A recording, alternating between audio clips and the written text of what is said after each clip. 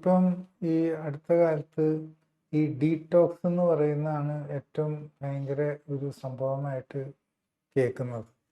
അപ്പോൾ ഈ പറയുന്നത് ഈ ഡീറ്റോക്സ് നടക്കണമെങ്കിൽ അത് കഴിക്കണം, അല്ലെങ്കിൽ ഇത് കഴിക്കണം, അല്ലെങ്കിൽ വേറെ എന്തെങ്കിലും കാര്യങ്ങളൊക്കെ ചെയ്താൽ ബോഡി അങ്ങ് ഡീറ്റോക്സ് ആവും.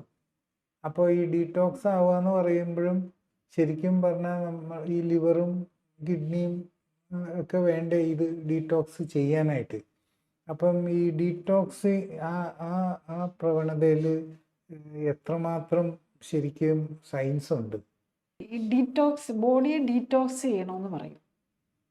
കറക്റ്റാണ്, നമ്മുടെ ബോഡിയിൽ പല ടോക്സിൻസ് ഉണ്ടാകും.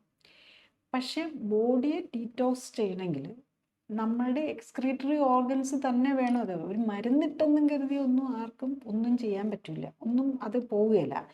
നമ്മളുടെ liver, kidney, skin, mucus membrane നമുക്ക് കഫം കൂടുതലെന്ന് പറയുമല്ലോ.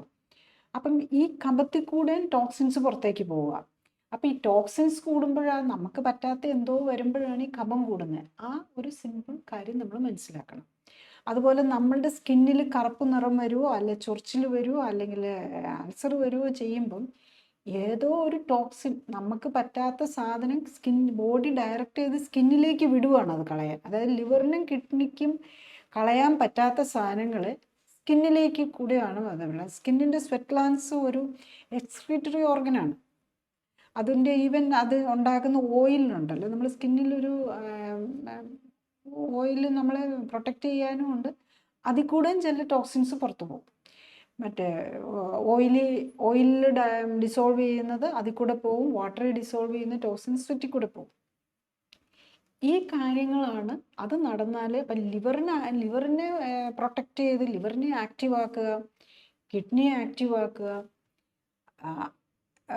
സ്കിന്നിനെയും മ്യൂക്കസ് മെമ്പറൈനും ഇത് കൊടുക്കുക. അതാണ് ഡീറ്റോക്സിഫിക്കേഷൻ എന്ന് പറഞ്ഞു കഴിഞ്ഞാൽ ചെയ്യണ്ടേ. അതിനൊരു മരുന്ന് കൊടുത്തോ ഒന്നും നമുക്ക് ഡീറ്റോക്സിഫൈ ചെയ്യാൻ പറ്റില്ല. നമ്മളുടെ ബോഡിയെ ഡീറ്റോക്സിഫൈ ചെയ്യണമെന്നുണ്ടെങ്കിൽ നമ്മളുടെ ആക്ടിവിറ്റീസ് കൂട്ടുക. അതായത് നമ്മളുടെ മസിലും, നമുക്ക് ആകെ ആക്റ്റീവ് ആക്കാൻ പറ്റുന്നത് നമ്മുടെ മസിലിനെയാണ്. അപ്പം മസിലിനെ ആക്ടിവേറ്റ് ചെയ്ത് നമ്മളുടെ ബ്ലഡ് സർക്കുലേഷൻ കൂട്ടണം. കൂടുതൽ അറിയാൻ ലിങ്ക് ക്ലിക്ക് ചെയ്യുക. കൂടുതൽ വീഡിയോകൾക്കായി സബ്സ്ക്രൈബ് ബട്ടൺ അമർത്തുക.